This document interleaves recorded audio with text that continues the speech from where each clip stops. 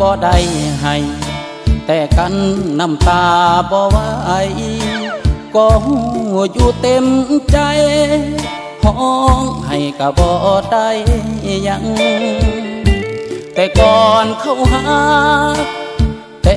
เดี๋ยวนี้เขาสั่งเว้าให้ไผฟังเขาก็ว่าสมน้ำนาอยู่รอกะลิงหาเลี้ยงยิงคนที่เฮาฮักด้วยใจสมัครหาเงินให้น้องศึกษาหลอกขายมักสมส่งน้องเฮียนให้ได้ปริญญาแล้วจึงจะเข้าวิวาตามสัญญาคำเว้าน้องนางแต่แล้วบอกแค่วสมปรารถนาส่งน้องจบปริญญาเดี๋ยวนี้นามาเป็นลายต่างขี่รถมาสิ่งแสงล้อกะลิงเกือบตกหนทางเหลือใจพออยากดึกมักพางมักม่วงลงใส่แก้วขิงบ่อยากห้องให้แต่กันน้ำตาบ่ไหวโท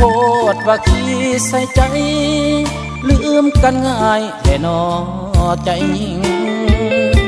ขี่รถคันโกลงลืมโตลืมหมดทุกสิ่งถ้าหากเขาหักน้องจริงคนขายกะลิงก็ยอมหลีกทาง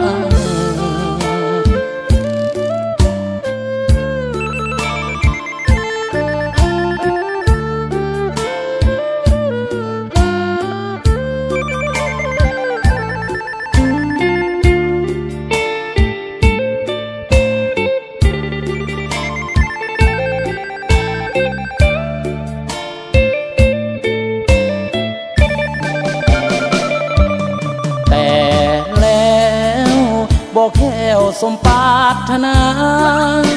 ส่งน้องจบปริญญาเดี๋ยวนี้นามาเป็นลายต่างขี่รถมาสิ่งแสงล้อกะลิงเกือบตกหนทางเหลือใจพออยากดึกมักพางมักม่วงลงใส่แก้วขิงบ่อยากห้องให้แต่กันน้ำตาบ่ไหวโทษว่าขี้ใส่ใจลืมกันง่ายแต่นอใจยิ่ง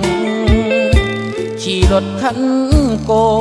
ลงลืมโตลืมหมดทุกสิ่งถ้าหากเขาหักน้องจริงคนขายกะลิงก็